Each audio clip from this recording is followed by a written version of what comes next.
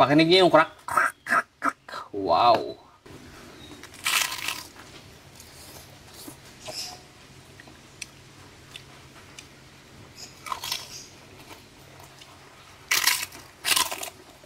Hello mga kasakol, andito ako ngayon sa Valenzuela, dito sa KK Crispy Pata House. Dahil dito tayo ngayon kakain. Sila yung nagsiserve ng crispy pata and crispy ulo na kayang wasakin ng plastic spoon. Dahil sa sobrang lambot nito at sobrang lutong. Pag natikman nyo to mga kasakol, sigurado hindi na kayo titikim ng ibang crispy pata at saka ng crispy ulo. Paano ba naman hindi lalambot ito at sasarap? Pinakukuluan nila ito ng mahigit sa 4 na oras at ang ginagatong nila dito ay kahoy para daw magkaroon nito ng mas masarap na lasa at ng smoky flavor.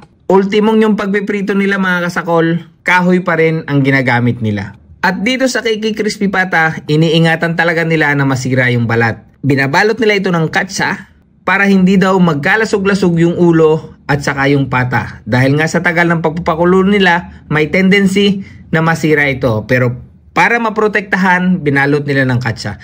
At ito nga si Sir, napaka hands-on.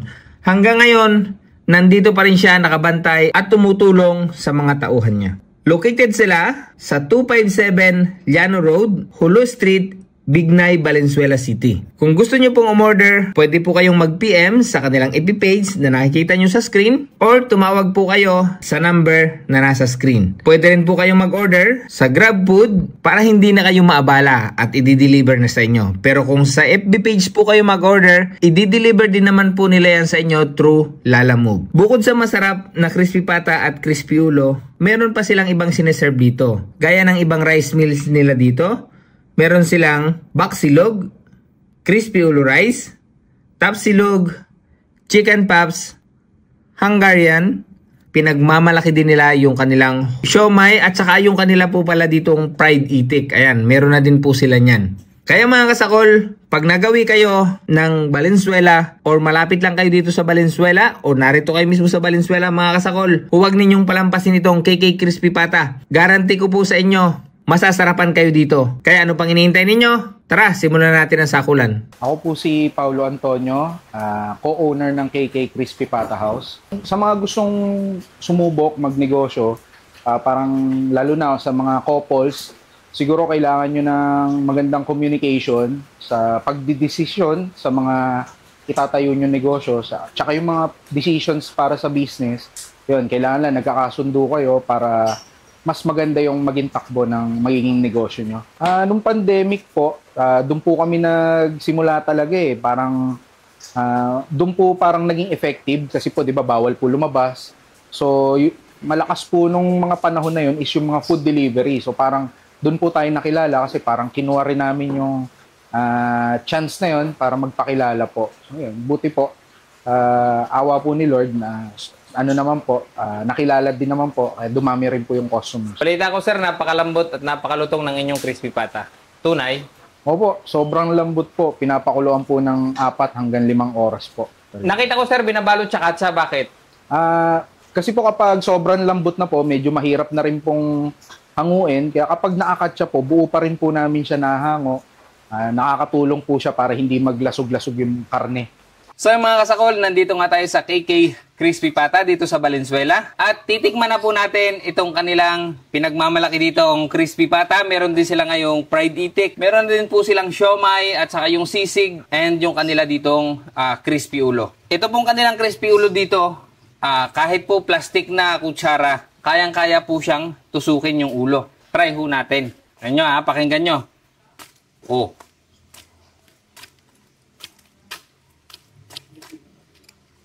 Grabe, sobrang lambot.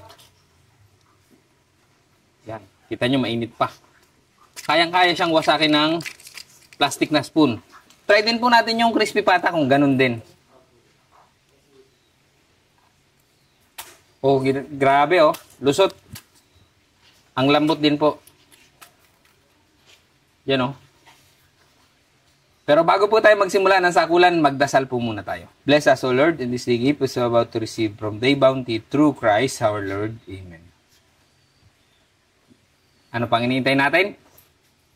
Attack! Unahin natin itong crispy pata, siyempre. Try natin kung gaano siya kalambot. Pakinig niyo yung crack. Wow.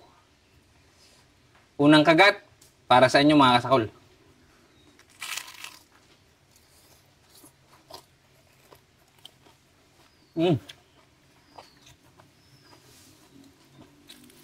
Grabe lambot. Napaka-crispy.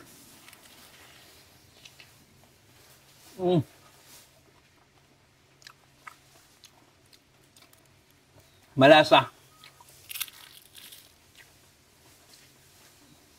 Musok pa.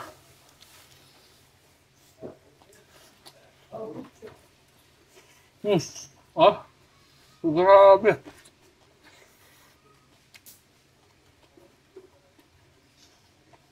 Kasama natin.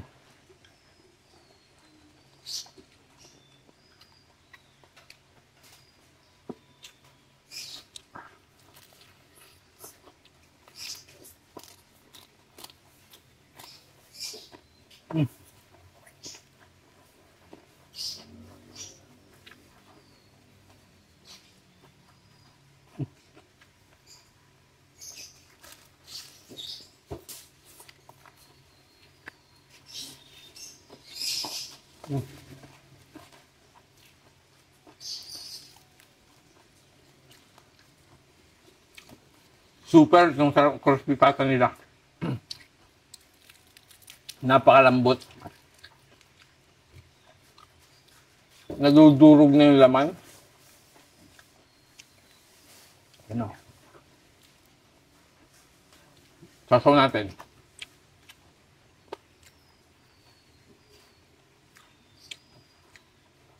Tingnan nyo. Uwah!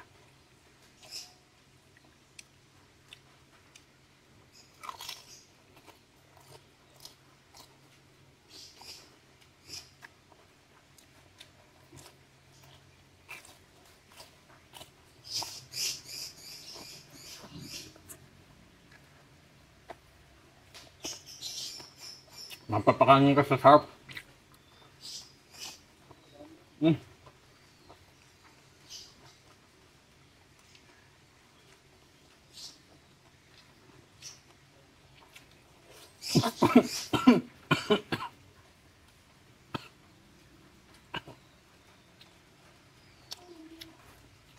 Masamig.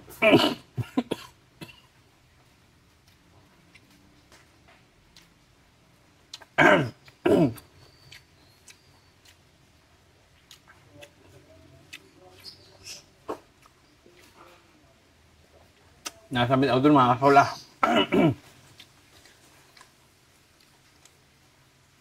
Solid. Tikman natin itong kanilang homemade siomai. Lagyan natin ng chili oil. Garlic. Konting toyo, lagyan natin.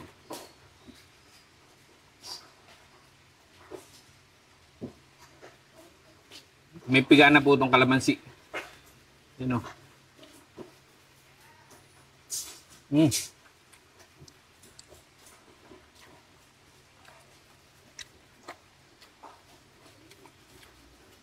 Grabe, sarap. Sili.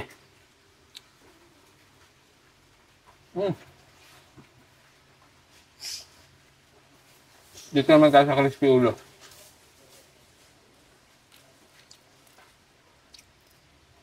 Super lambot.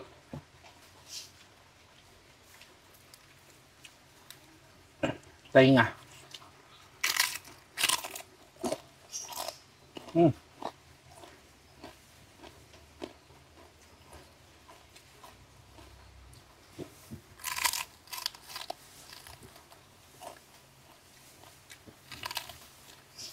Grabe.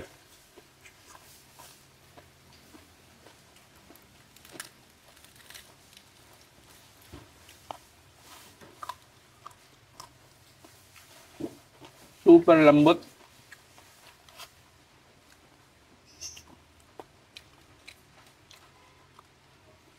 Sasawsaw mo dito sa kanilang sauce.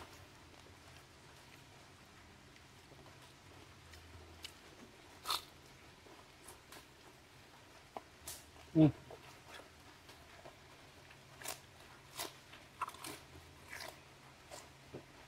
Mm.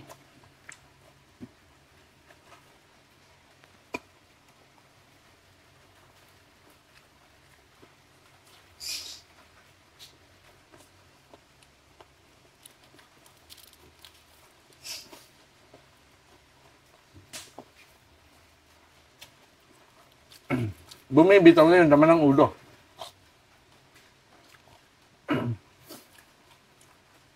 Huwag nyo na akong papansinin yung ngipin, ha. Nag-toothbrush naman yan bago nila nilaga. Hmm.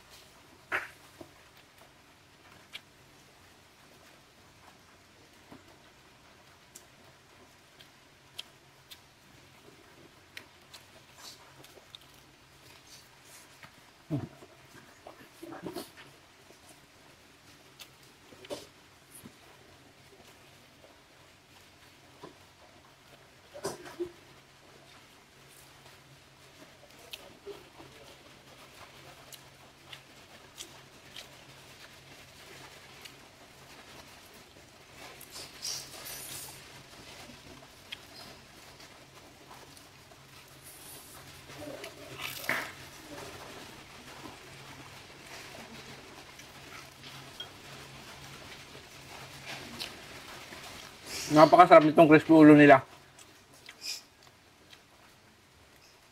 Sulit na sulit yung ibabayad nyo rito. Mm.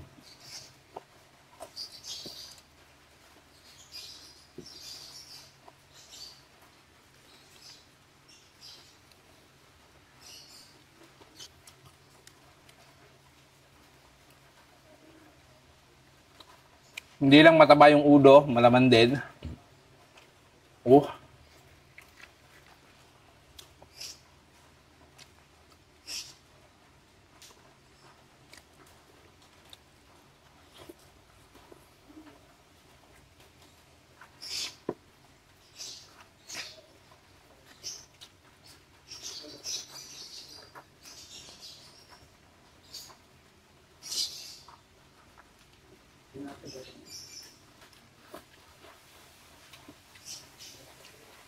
So mga kasakol, pag umorder kayo sa kanila ng crispy ulo o crispy pata, meron din sila ditong atsara. For 35 pesos, ayan, ganito na po kalaki yung atsara na mabibili ninyo.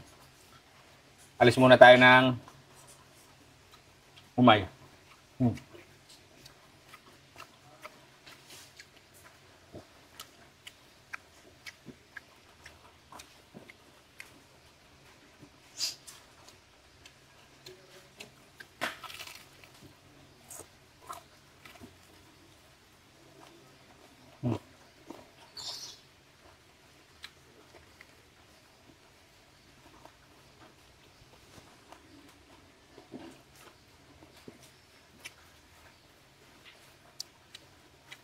Yung kanila pong crispy pata, depende po, yung presyo, depende sa size. Para malaman po ninyo yung presyo, ilalagay ko po yung kanilang FB page. Ayan po, nasa screen. At saka po yung link ng FB page nila nasa comment section po. May fried itik din po sila dito. 350 pesos daw to. Isang ganito. Tikman natin. So ayan mga kasakol, tikman na natin itong. Ang lambot din, no? So kung ano yung sausawan nila ng crispy pata, yun din ang sausawan nitong fried itik.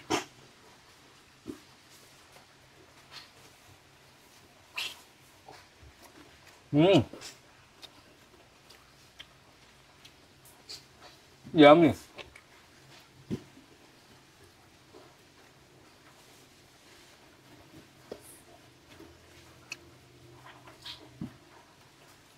Saka dito mga kasakol, hindi nila inaalis. May laman loob to. Yung itik. So yun mga kasakol, oh. Baka kasi isipin ninyo na laman loob, may mga laman pa to. Ito nililinis din nila, tinan nyo. Ito yung bahay guya. Bahay itlugan to. Ng itik. Manatin.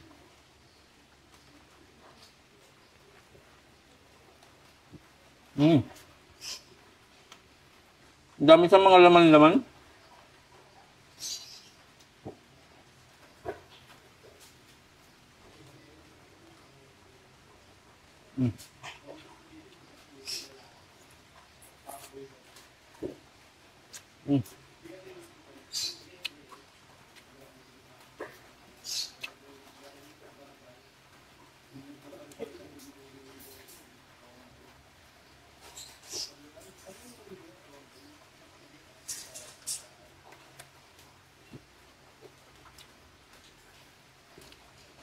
Nandito pa lahat yung laman loob niya. Yung atay, balunan, nandito pa lahat. Meron pa nga itlog eh. Ito nyo, may itlog pa. Galing.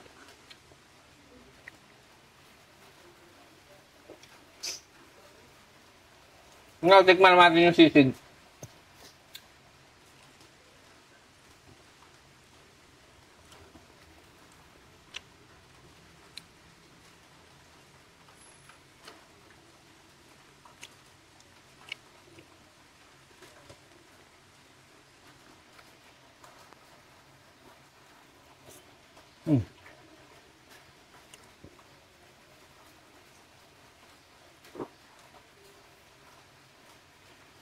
Kanin.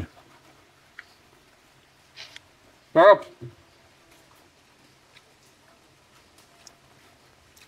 Panalo tong sisig nila.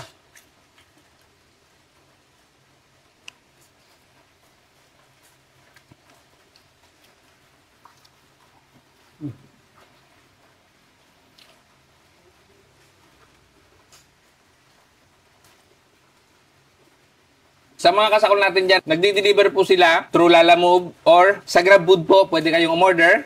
Search nyo lang po KK Crispy Pata. Makaka-order na po kayo at magkakaroon na kayo nito. Ito po yung FB page, tumatanggap din po sila ng order dyan. I-deliver naman po sa inyo through Lalamove. Sa mga kasakol, paano? Tutuloy ko na lang itong kain ko. Maraming salamat.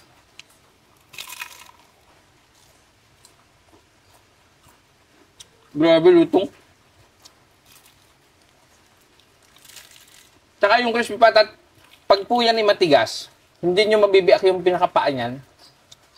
Ayan o. Tignan yung mga litid niyan. Ito yung the best.